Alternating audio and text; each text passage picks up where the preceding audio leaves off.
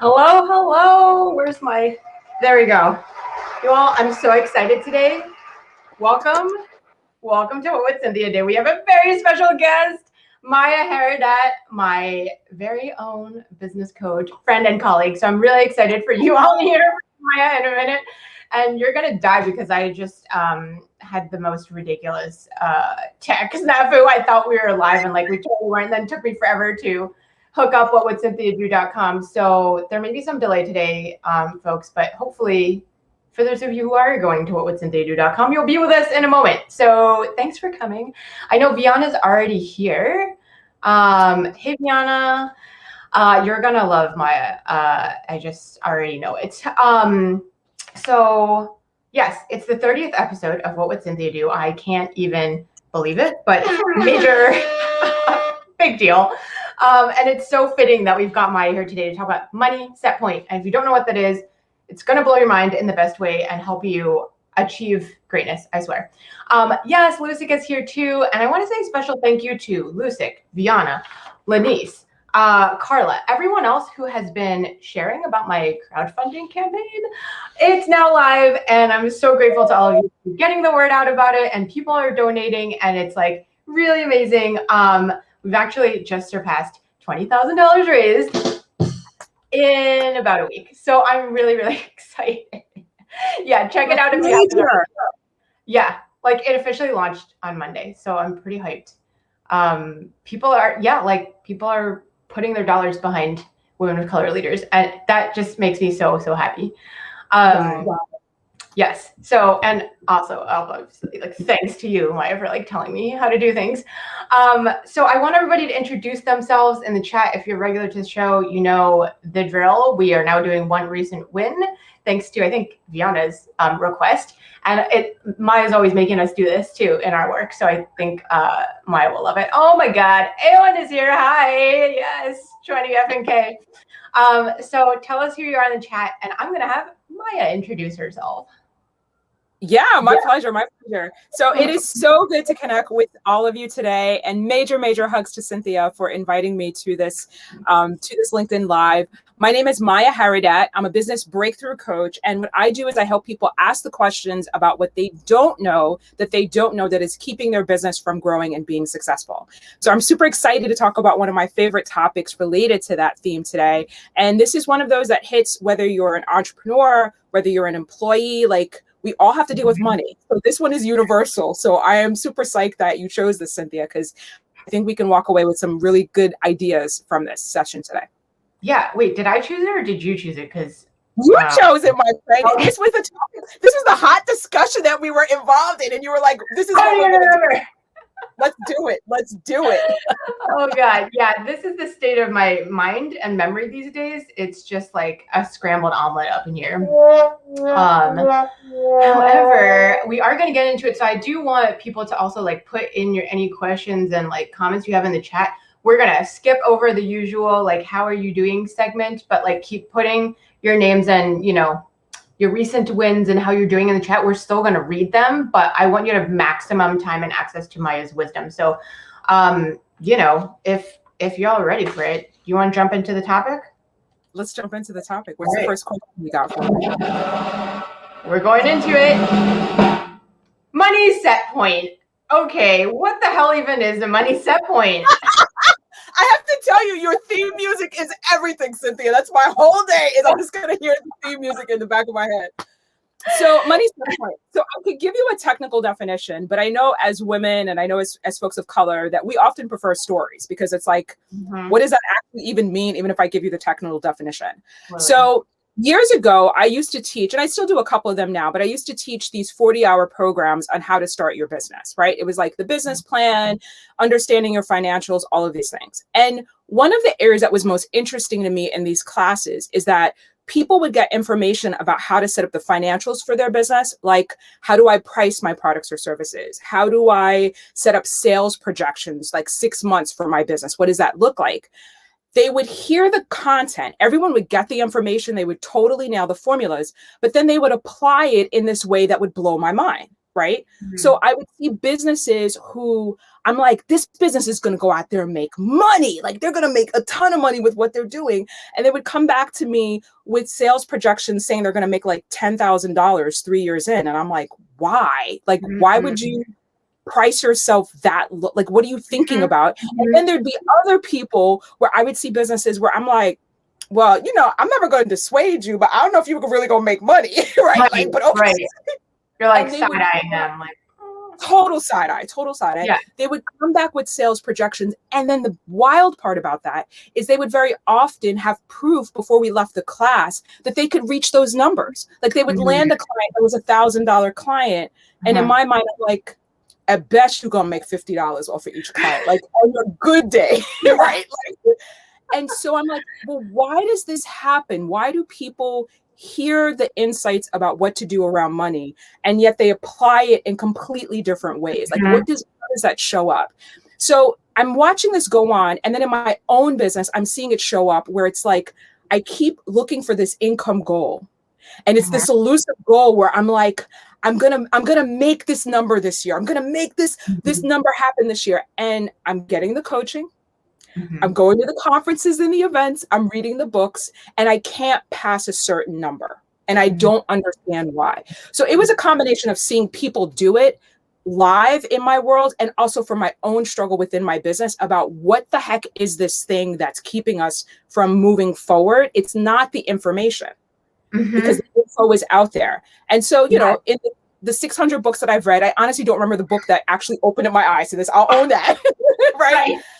I recognize that there's this unconscious idea running in the back of our minds. It's a script that's running in the back of your head. It's your money set point. It's the place where you reach comfort because you're earning a certain amount of income in your business or in your as an employee. And if you go too low past the set point, you're going to freak out. Right. And interestingly enough, if you go higher than the set point, and that's the one for me, that's the mind boggler. If you go higher than that comfort point, you're also going to freak out because it's outside of the realm of what your comfort, right? What makes you feel safe, what makes you feel secure. It's outside of that. And if you don't do the work to understand what that number is and then become aware of how it shows up, you will never reach the income goals you'll set for yourself, ever.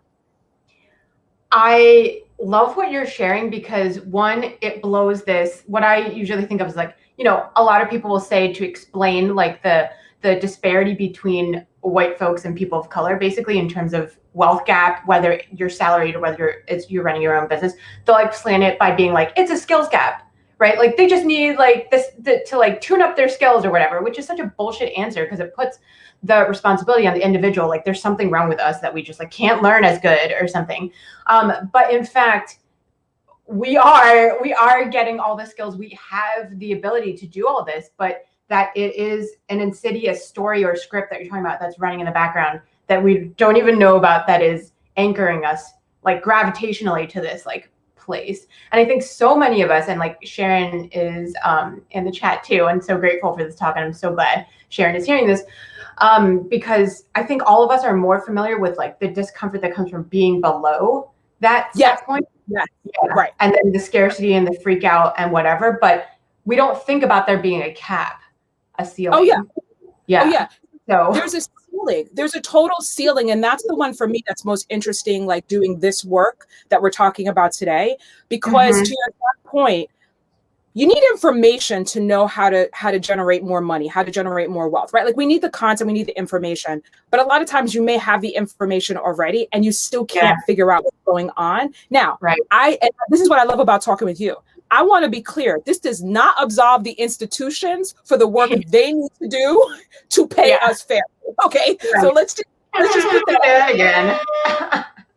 Let's just put that out there and be like, snap, y'all need to pay us. Like 1,000%. But in that conversation, I think we also have a responsibility to ourselves to also be participating in that conversation. And so I'll tell you what my script was.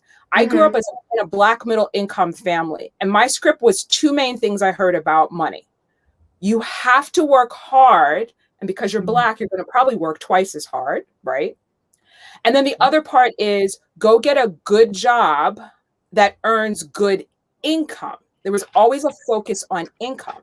So when me, the rebel that I am, goes and start a business, right, where income is like, it's all over the place. Like, how do you actually define income and good job? To your point, that low money set point, I had to get past that. I had to make sure that I'm feeding myself, I'm paying the bills, the 9 yards. But then as I start moving up further into points where I'm now earning more than the last job that I had. Yeah. Right.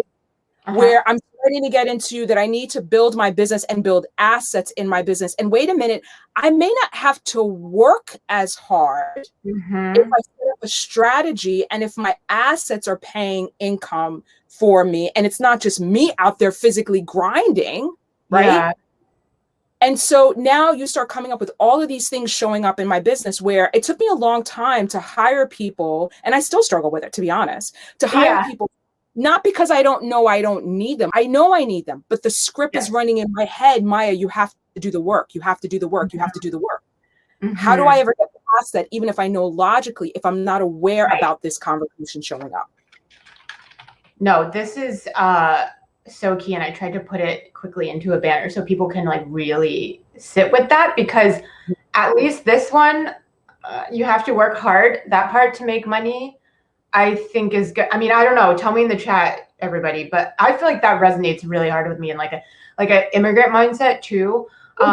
You just have to do that, and there's no way to earn money in a right way that is easeful, that is like free of stress and the grind and like just muscling through.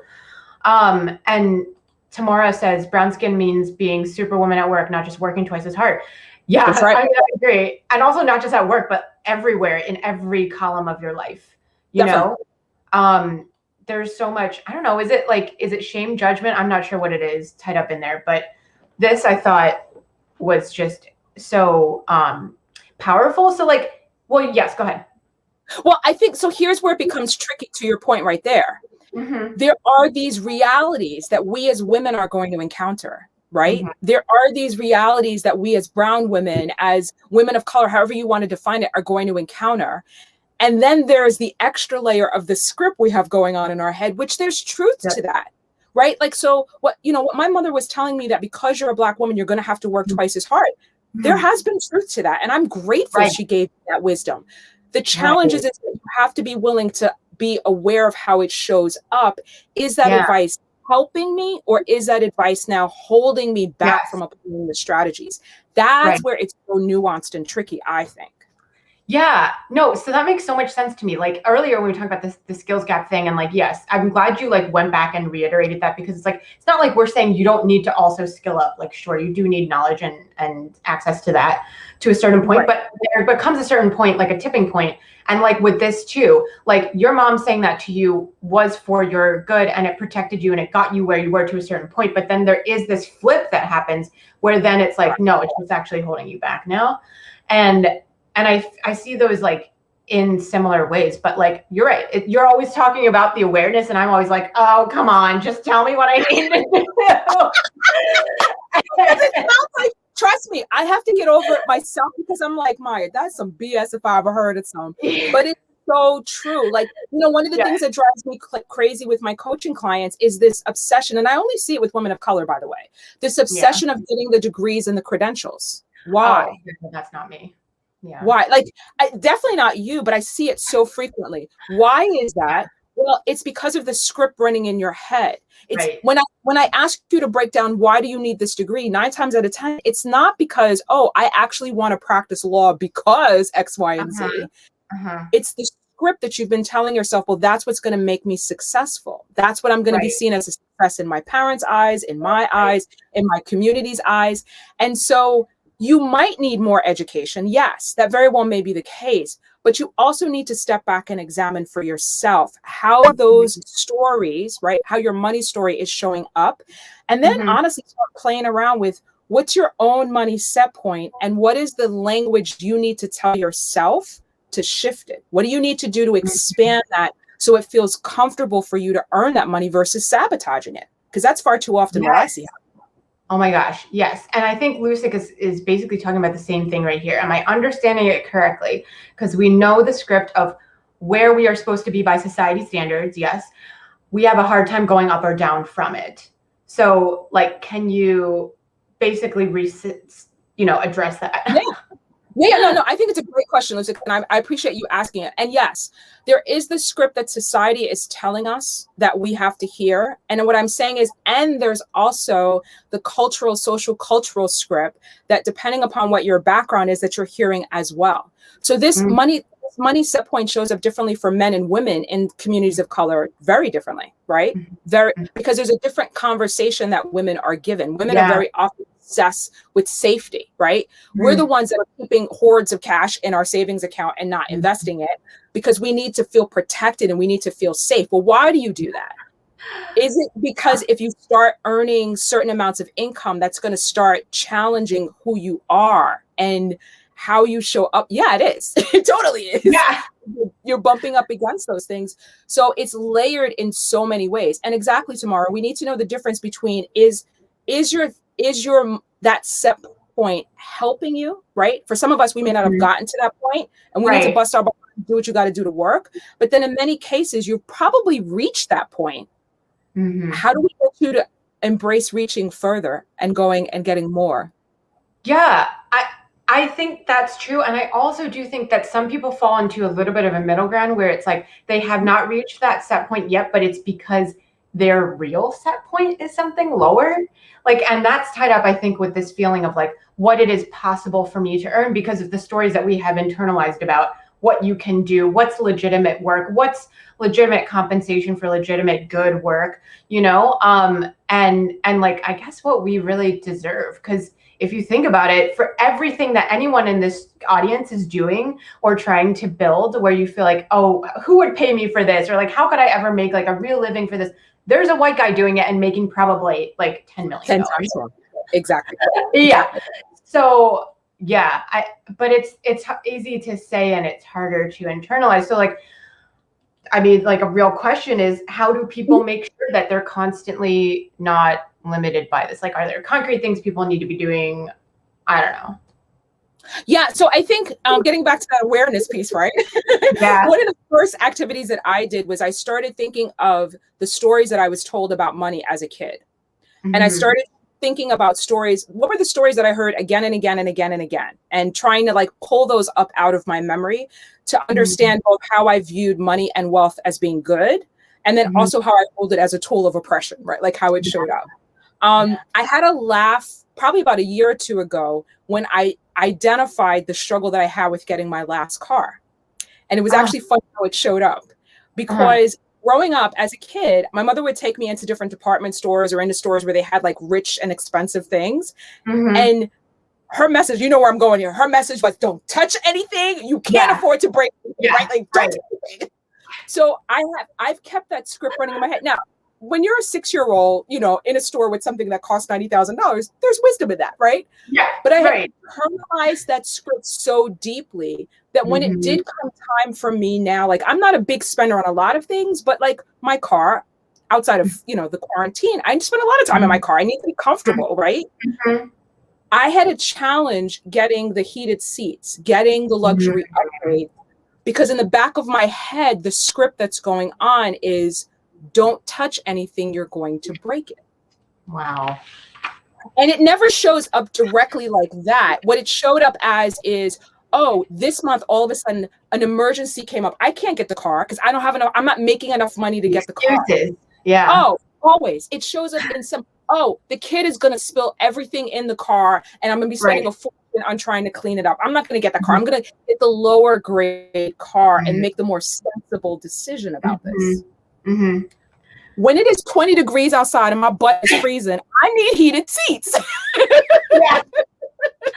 No, that's legit. And, we're in New York and you're in Yonkers. So like it can get pretty freaking cold.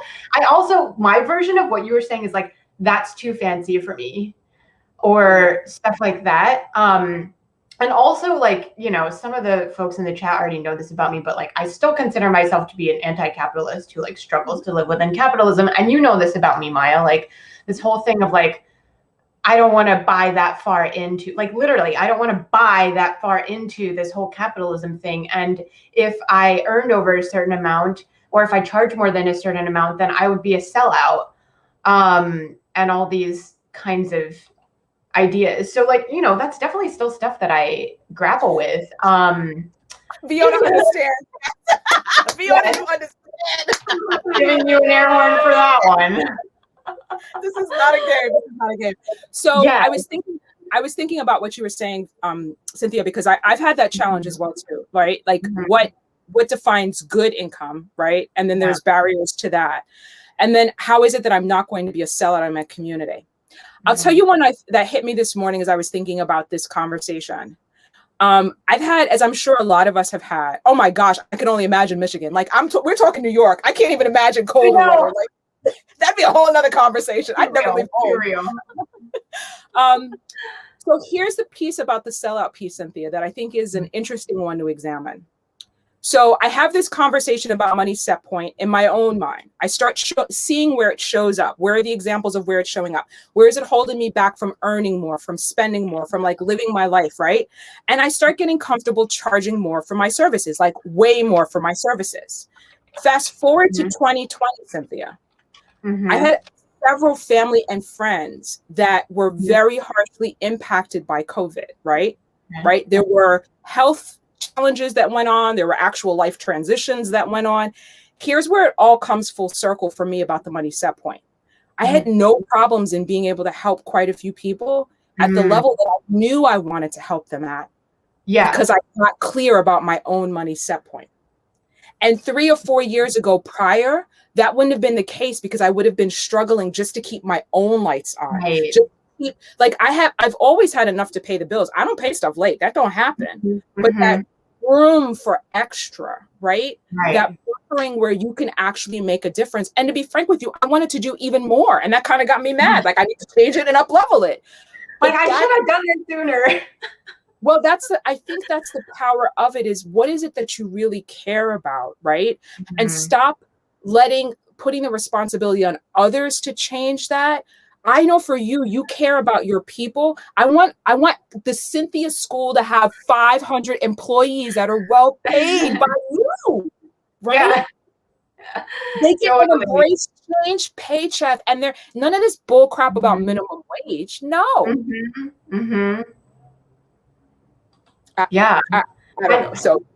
No, I love that, and I hope that everyone who's listening to this, whether you know you're here live or it's in the replay, like really think about this. I feel like there's at least 2 concrete takeaways. One is like block time for you to think about what stories you've been sold, and I use that as a pun as well. Like what stories have you been sold about money that at this point maybe helped you get to where you are, but like are not serving you anymore. They're holding you back at this point because they're contributing to you getting stuck to a money set point. And then 2, like, why are you really even doing any of this? Like, what are you trying to do? We live within capitalism. That does not look likely to change anytime soon. So like, if you want to really make an impact and it's going to take dollars, which it probably will, what is that thing? What's your mission? And Maya's always saying to me, like, you have to hang on super tight, like hold your mission super tight to your heart or like something like that. And like, that's been major in helping me get over myself when I'm like, oh, I don't want to tell this person about my crowdfunding campaign. Like, oh, I don't want to ask this person to donate or whatever. Like, then I go back and I think about that and I'm like, you know what? I'm going to ask them. They have a right to say no or to say yes. And like, they might feel great to say yes. So let me give them that chance. Would that be fair? Those 2 things, like think about your stories and think about, you know, what really is driving you. 1,000%. Yeah, that's the best place to start out is think about those money stories that show up for you, how they show up for you, and then start doing the work. And I think that's the power of what you're talking about, Cynthia, with really, really owning your why, right? To your exact point, most of us that, you know, identify as BIPOC, right? We're not driven by money. That's the challenge. I hear this all the time where people will say, oh, I'm earning enough. Right. No, you're not. No, you're not. Or it's not about the money. Yeah, because it's not about the money. That's the story that you've bought into to your earlier idea. And if you if you really step back for a minute and really own that why and own your mission and own your purpose and own just the space that you could carve out for yourself, right? You don't have to change an entire world, but 10 people's lives you could impact in a way that has a ripple effect. Yes. Exponential. Right? Yeah. Yeah. So, I mean, I'm excited about with your crowdfunding campaign is this idea. You reached out, you've gotten the love of the community. People are saying, yes, I am so amped to think about the transformation that those people are going to get. Yeah. Because now the circle continues. That's the beauty of it. That's the power. Yeah. No, I really feel that too. And like now I can feel it in a much more tangible way. And there's literally one reward level in my campaign that's called pay it forward. And I feel like that's what's happening.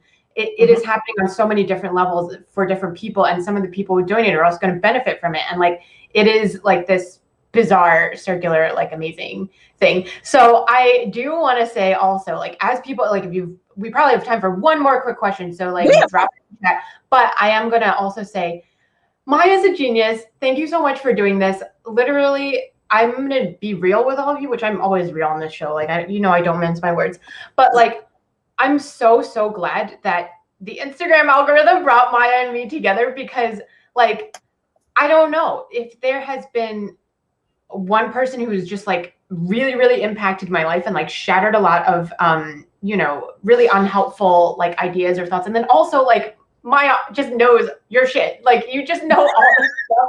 Every time we talk, I'm like, how do you even know this whole other bank of knowledge that I had like, I don't know. It blows my mind. So I'm so grateful that you're here to help support all of us. And like everyone should follow Maya on all the things because you're going to get so much value for free, like unless and until you decide to join the Crush Your Sales group, which I'm in, and it has fucking like skyrocketed my business. So go ahead, Maya, tell them how they can stay in touch with you. So keeping in touch with me is a no-brainer. Cynthia has put the best ways to keep in touch with me. You can reach out to me via Instagram. There's my handle there. I also have a newsletter and I run a Facebook group that I'm in daily that I'm posting ideas, questions, and talking back to people.